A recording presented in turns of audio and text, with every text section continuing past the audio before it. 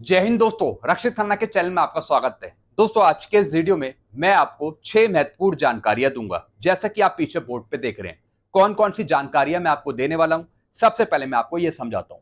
सबसे पहली जानकारी मैं आपको दूंगा 18 महीने के डीए के एरियर पे। जी हाँ दोस्तों, खबर आ रही है कि कर्मचारी संगठनों को उम्मीद है कि सरकार दे सकती है 18 महीने का डीए का एरियर। सरकारी कर्मचारियों को या फिर कुछ ऐसे संगठन है जिनको उम्मीद है कि सरकार आगे चलकर 18 महीने का डी का एरियर दे सकती है। लेकिन सरकार कहती है कि हमारे पास कुछ कारण है जिसकी वजह से पेंशनर्स को, सरकारी कर्मचारियों को 18 महीने का डीए का एरियर नहीं मिल सकता। तो दोस्तों, ऐसे कौन से कारण हैं जो सरकार बता रही है कि आपको 18 महीने का डीए का एरियर नहीं मिल सकता, और दूसरी तरफ जो दूसरे संगठन है वो कह रहे हैं कि आगे चलकर 18 महीने का डीए का एरियर मिल सकता है। तो दोस्तों, कुछ जानकारी मैं आपको दूंगा 18 महीने के डीए के एरियर पे। फिर दोस्तों, अगली जानकारी मैं आपको दूंगा एडिशनल पेंशन के बारे में। जी हाँ दोस्तों, कुछ स्पर्श के पेंशनर्स हैं जिनकी एज 80 ईयर्स कंप्लीट हो चुकी है। उनको एडिशनल पेंशन मिलनी है 20%, लेकिन मिल नहीं रही है। तो दोस्तों, अगर आपकी एज 80 साल पूरी हो चुकी है या फिर 85 साल आपके पूरे हो चुके हैं, अगर आपको एडिशनल पेंशन नहीं मिल रही तो आपको कैसे कार्रवाई करनी है, कुछ एडवाइस मैं आपको दूंगा एडिशनल पेंशन लेने के लिए। ऐसे दोस्तों एक कमेंट आया मेरे पास, इसका जवाब मैं दूंगा कि कैसे आप एडिशनल पेंशन ले सकते हैं। इसकी जानकारी मैं आपको आगे दूंगा।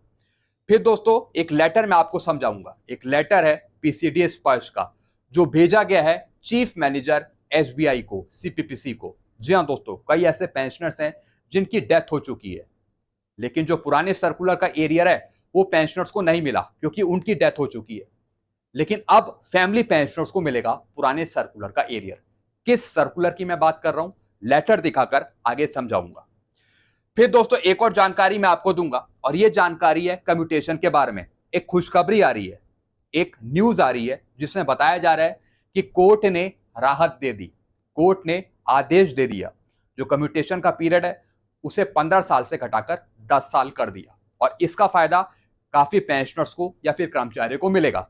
क्या है पूरी जानकारी कम्यूटेशन पे, आगे समझाऊंगा मैसेज पढ़कर।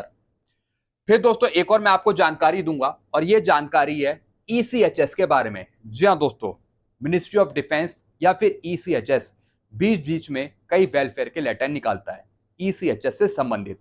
लेकिन कई बार जो इंपैनलमेंट हॉस्पिटल है वो फॉलो नहीं करते मिनिस्ट्री ऑफ डिफेंस के रूल्स या फिर ईसीएचएस के रूल्स। ऐसे दोस्तों एक लेटर निकाला गया है, एक एडवाइजरी लेटर है ईसीएचएस बेनिफिशियरी के लिए, आपके लिए। अगर आप इलाज कराना चाहते हैं हॉस्पिटल में या फिर दवाइयां लेना चाहते हैं, तो एक लेटर मैं आपको समझाऊंगा। एडवाइजरी लेटर है ईसीएचएस से जुड़ा हुआ। ये लेटर मैं आपको आगे समझाऊंगा कि क्या लिखा है इस लेटर में। फिर दोस्तों, लास्ट इंफॉर्मेशन मैं आपको दूंगा एमएससीपी एसीपी के बारे में। एक पेंशनर्स हैं जिनकी क्वालिफाइंग सर्विस है पूरे 16 साल और 1 महीने, इनको एमएससीपी नहीं दी जा रही, इनको एमएससीपी नहीं दी जा रही।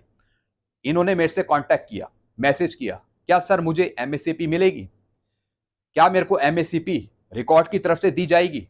दोस्तों, कुछ क्राइटेरिया है, कुछ रूल्स है जिसके अंतर्गत इनको एमएससीपी नहीं मिल पाएगी। फिर भी मैंने इनको बोला है कि आप एक बार रिकॉर्ड को लेटर लिखिए, आप रिकॉर्ड को लेटर लिखिए, देखते हैं रिकॉर्ड क्या रिप्लाई देता है। हालांकि दोस्तों, इनके कुछ दिन या फिर कुछ महीने कम है टोटल सर्विस में, यानी कि नॉन क्वालिफाइंग सर्विस है किसी पनिशमेंट के कारण, और साथ ही साथ इन्होंने अनविलिंग भी दिया है। तो कुछ रूल्स मैं आपको समझाऊंगा कि किस आधार पे आपको एमएससीपी नहीं मिलती, और अगर दी जाती है तो किसके आधार पे दी जाती है। तो ये चीज मैं आपको समझाऊंगा आगे। तो दोस्तों, बस यही 6 जानकारियां जो मैं आपको देने वाला हूं। काफी महत्वपूर्ण ये जानकारी है, इसलिए वीडियो को आप पूरा देखिए।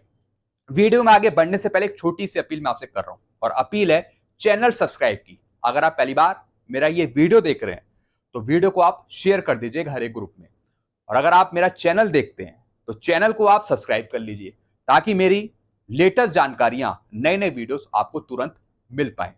अभी तक दोस्तों 34% ऐसे पेंशनर्स और फैमिली पेंशनर्स हैं जिन्होंने चैनल को सब्सक्राइब नहीं किया। तो दोस्तों, चैनल को जरूर सब्सक्राइब करें, चैनल से आप जरूर जुड़िए। चैनल का नाम आपको पता ही है, क्या नाम है, रक्षित खन्ना। तो दोस्तों, जानकारियां लेने के साथ साथ चैनल सब्सक्राइब करना मत भूलेगा। चलते हैं दोस्तों पहली जानकारी की तरफ।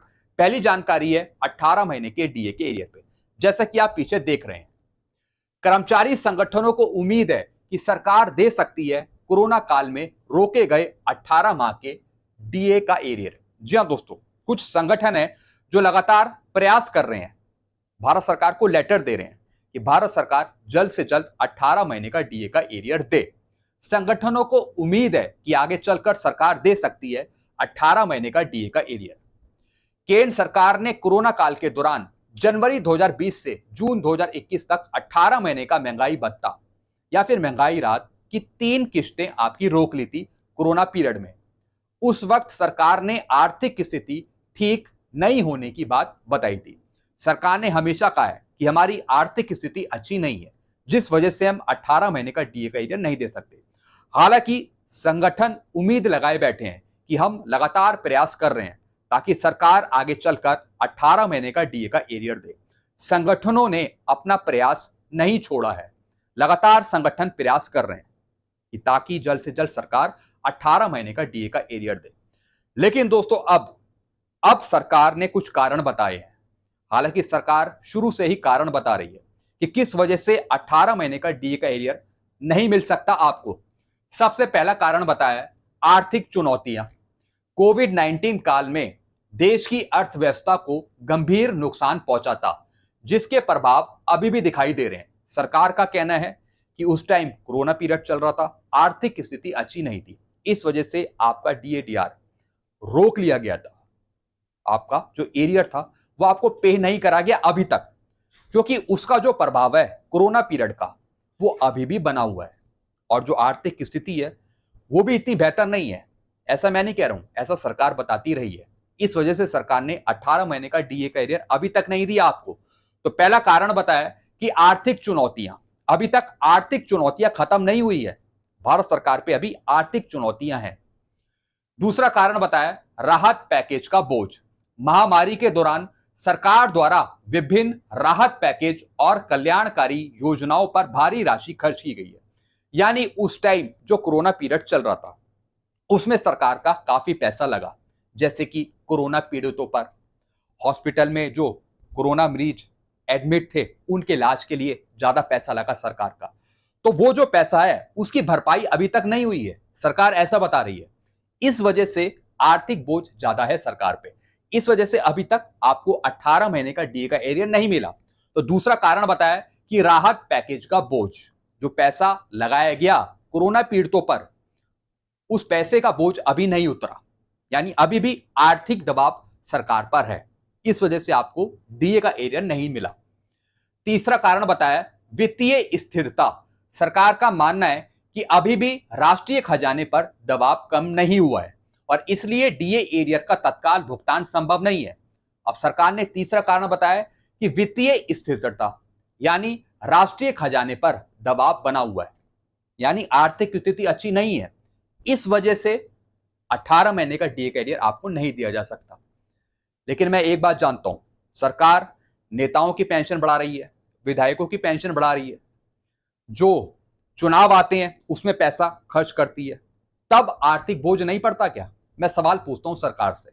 यानी कर्मचारियों को, पेंशनर्स को पैसा बढ़ाने के लिए, ज्यादा पेंशन देने के लिए, 18 महीने का डीए एरियर देने के लिए राजकोषीय दबाव पड़ रहा है, आर्थिक बोझ पड़ रहा है, लेकिन नेताओं की, विधायकों की पेंशन बढ़ाने के लिए तब आर्थिक बोझ कहां जाता है? ये मेरा सवाल है सरकार से। तो दोस्तों, सरकार ने ये 3 कारण बता दिए जिस वजह से आपको 18 महीने का डीए एरियर नहीं मिल सकता। लेकिन एक तरफ जो संगठन है वो लगातार प्रयास कर रहे हैं ताकि सरकार इन सब चीजों को छोड़कर आपको 18 महीने का डीए का एरियर दे। दोस्तों, आप नीचे कमेंट करिए कि जो सरकार का रवैया है, जो एक कारण बताए हैं, इससे आप क्या समझते हैं? जरूर कमेंट करके बताइएगा, आप अपनी राय जरूर दीजिएगा। और दोस्तों, प्रयास चलता रहेगा, लगातार संगठन दबाव बनाते रहेंगे सरकार पे लगातार, ताकि सरकार आगे चलकर 18 महीने का डीए का एरियर दे। भले ही सरकार हजारों बार मना कर चुकी हो, लेकिन उसका प्रभाव संगठनों पर नहीं पड़ा है। संगठनों की लगातार कोशिश जारी है और जारी रहेगी। चलते हैं दोस्तों अगली जानकारी की तरफ। अगली जानकारी है एडिशनल पेंशन के बारे में। एक पेंशनर्स हैं कई पेंशनर्स हैं जो काफी परेशान हैं, उनकी एज 80 साल क्रॉस हो चुकी है, 80 साल कंप्लीट हो गई है, तो 20% एडिशनल पेंशन मिलनी चाहिए। कई पेंशनर्स की एज 85 साल कंप्लीट हो गई है, 30% एडिशनल पेंशन मिलनी चाहिए, लेकिन नहीं मिल रही। और कारण है स्पर्श पर डेट ऑफ बर्थ का गलत होना। अगर आपकी डेट ऑफ बर्थ गलत है स्पर्श पे, तो फिर आपको एडिशनल पेंशन नहीं मिल पाएगी आपकी एज के अनुसार। तो सबसे पहले आपको डेट ऑफ बर्थ करेक्ट करवानी है स्पर्श पे। यह सिर्फ एक पेंशनर की बात नहीं है, काफी ऐसे पेंशनर्स हैं जिनकी डेट ऑफ बर्थ गलत चल रही है स्पर्श पे। ऐसी एक पेंशनर्स हैं जिन्होंने कमेंट किया है, I have completed 85 years of age on 18th January. This year, additional pension as applicable has not been credited. I have spoken to PCD Sparsh on toll-free number of times, but no result.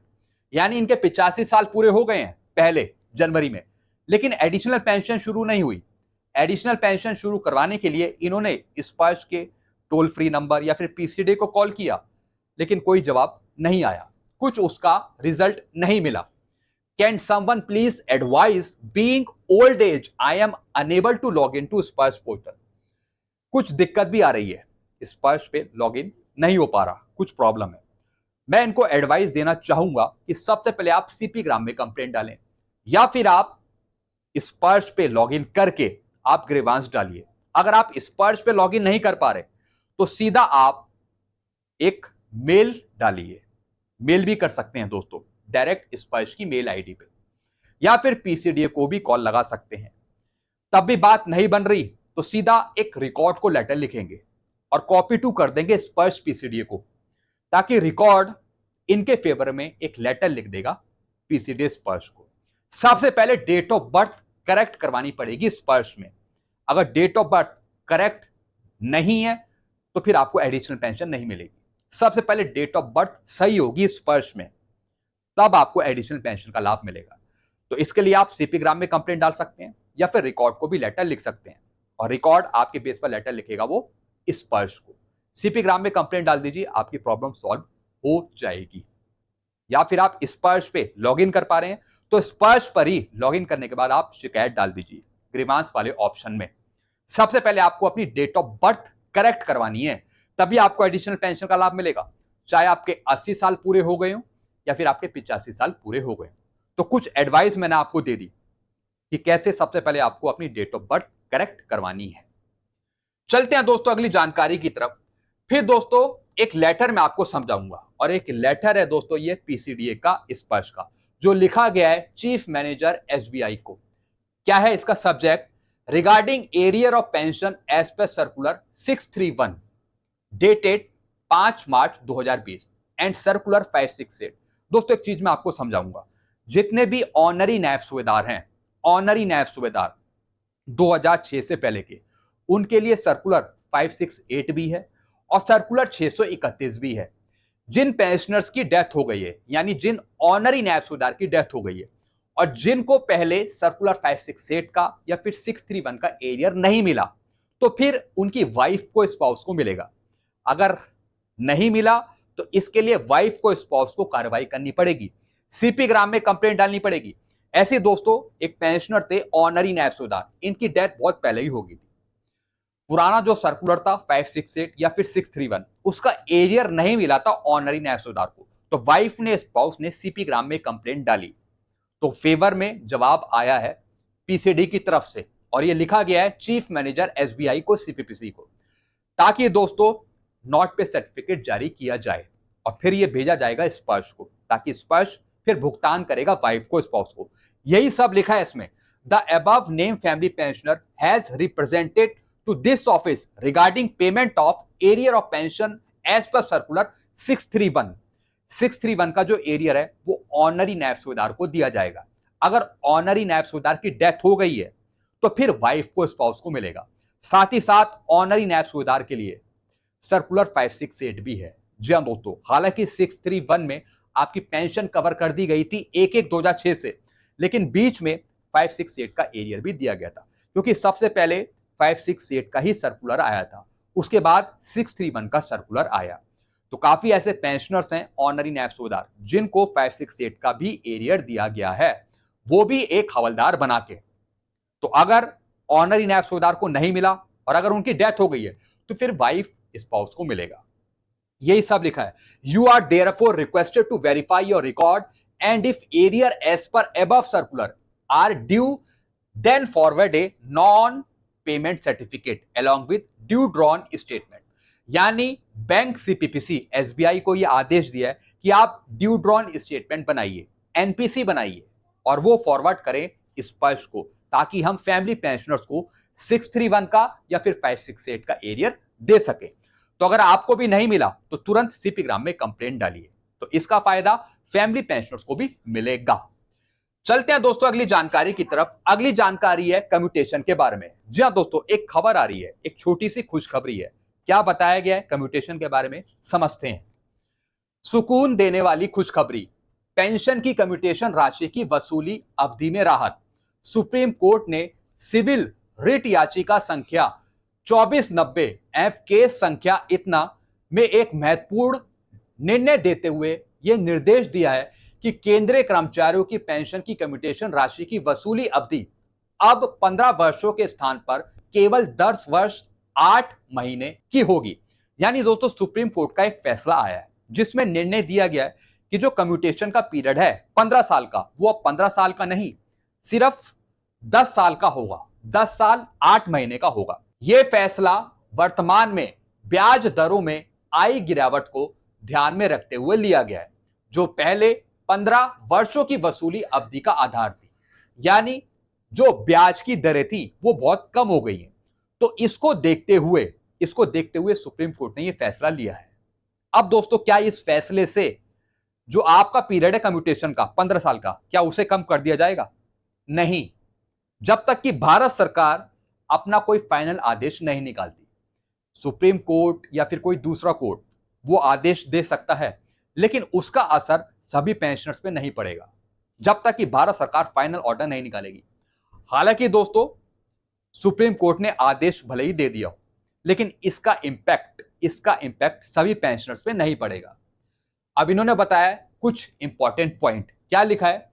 Commuted pension क्या है, commutation क्या है। सबसे पहले उन्होंने बताया retirement के समय कर्मचारी एक मुश्त राशि पाने के लिए अपनी कुछ मासिक पेंशन को अग्रिम रूप से प्राप्त करता है, जिसे कम्यूटेशन कहते हैं। इसके कारण उसकी मासिक पेंशन कम हो जाती है।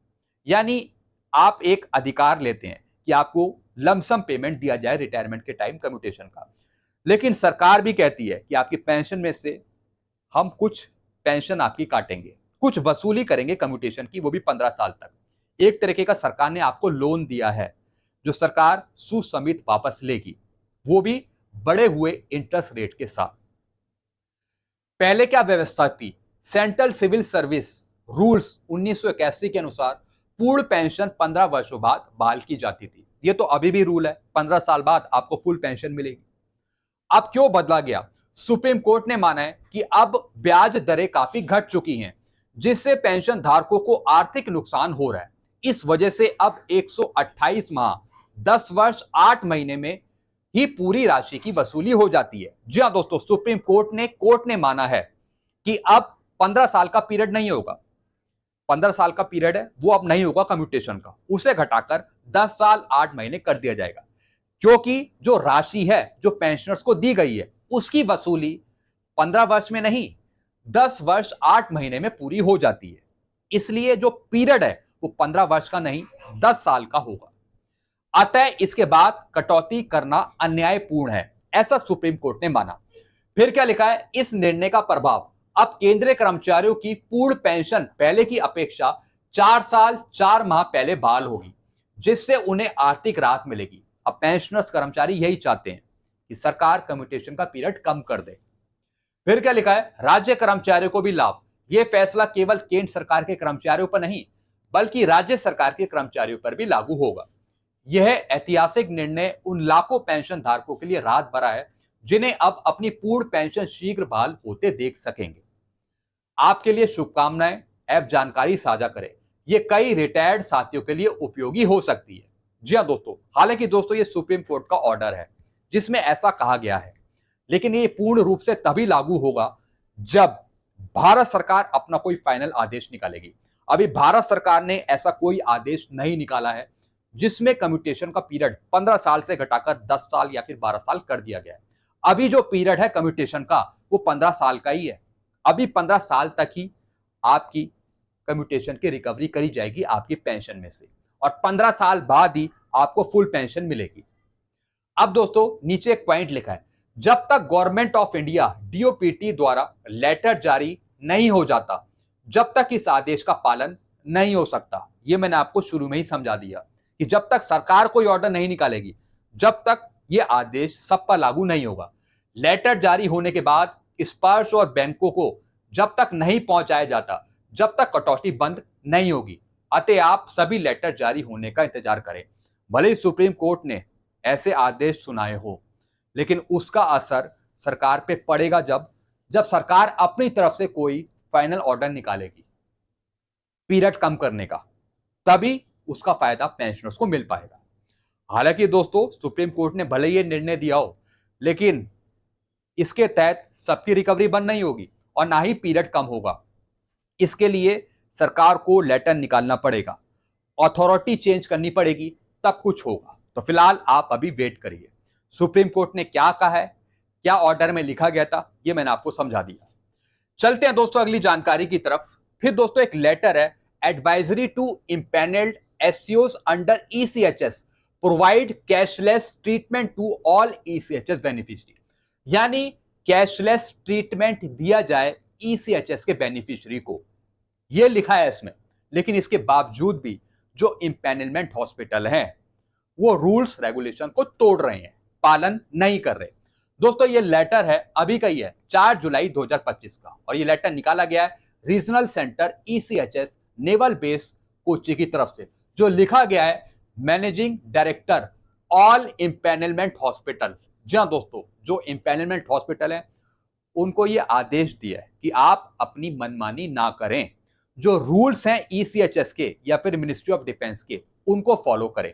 क्या लिखा है इसमें, it has been observe that the empanelled hospital are taking cash deposit from ECHS beneficiary before admission और surgery for various treatment despite of issuing clear instruction from this regional centre. अब दोस्तों क्या लिखा है इसमें, दोस्तों कुछ ईसीएचएस के बेनिफिशियरी हैं जो अपना इलाज करवाने इम्पैनलमेंट हॉस्पिटल में जाते हैं या फिर कोई ऑपरेशन करवाने जाते हैं, लेकिन एडमिशन होने से पहले ही उनसे कुछ पैसा वसूला जाता है।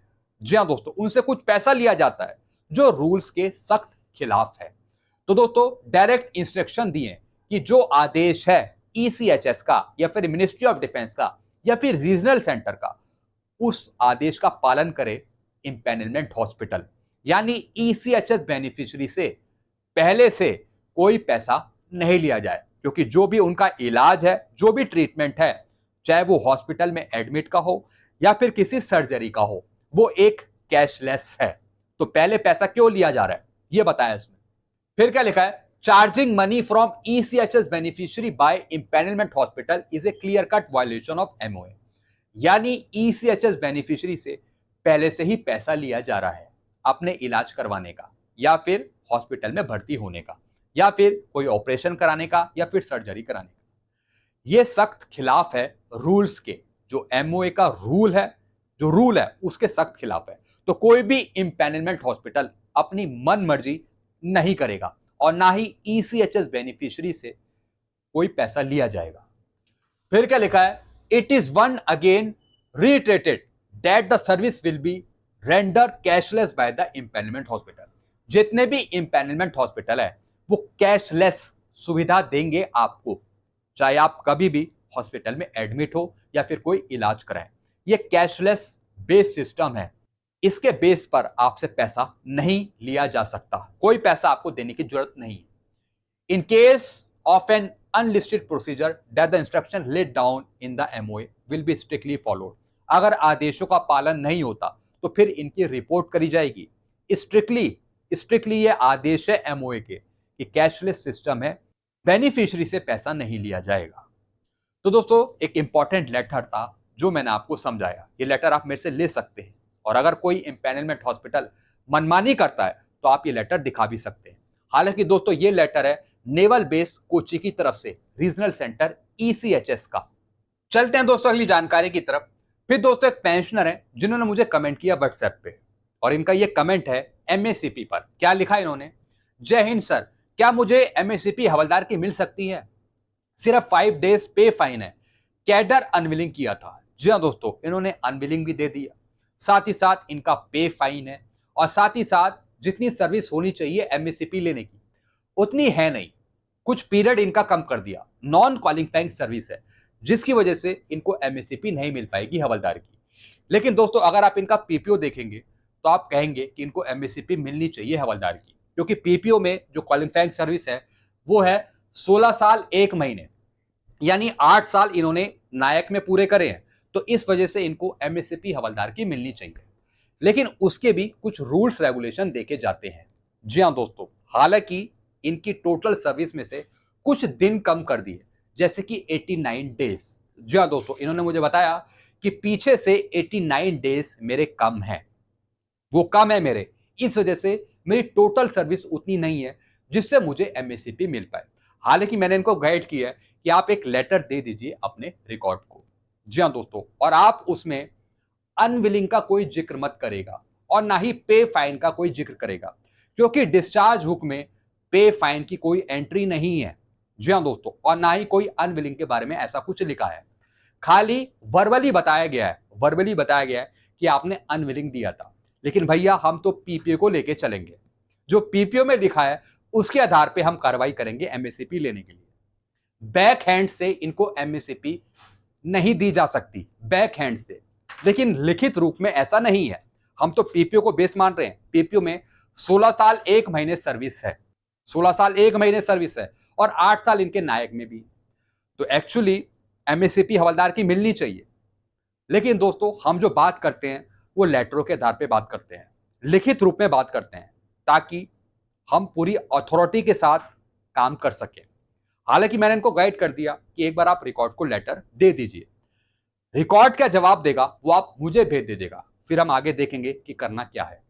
तो हम इस तरीके से काफी पेंशनर की, फैमिली पेंशनर की हेल्प भी करते हैं, क्योंकि रूल्स रेगुलेशन सारी जानकारी लेटरों के आधार पे की जा सकती है। अगर जानकारी है आपके पास तो आप किसी से भी मुकाबला कर सकते हैं, अगर आपके पास प्रॉपर नॉलेज है। तो दोस्तों ये चीज मैंने आपको समझाई है। हालांकि जिस दिन आपको MACP मिलनी है, जो डेट है आपकी, अगर उससे पहले आपने अनविलिंग कर दिया तो आपको वैसे ही MACP नहीं मिलेगी, क्योंकि आप फर्दर प्रमोशन को डिनाई कर रहे हैं कि आपको प्रमोशन नहीं चाहिए। तो इस वजह से आगे मिलने वाली जो डेट है MACP की, वो भी आपकी नल एंड वॉइड हो जाती है। तो दोस्तों ये चीजें मैंने आपको समझाई है। हालांकि ये पहली बार ही लेटर लिखेंगे रिकॉर्ड को, देखेंगे रिकॉर्ड क्या रिप्लाई देता है। अभी रिकॉर्ड ने मना नहीं किया, लेकिन फिर भी हम लगे हुए हैं काम करने। तो दोस्तों बस यही जानकारियां थी जो मैंने आपको समझाई है। इसके रिगार्डिंग आपको और कुछ पूछना हो तो आप नीचे कमेंट कर सकते हैं। ऐसी जानकारियां अक्सर आपको मिलती रहती है इस चैनल के माध्यम से। तो चैनल से आप जुड़े रहिए, चैनल को सब्सक्राइब कर लीजिए और वीडियोस को हर एक ग्रुप में शेयर कर दीजिएगा। Thank you so much.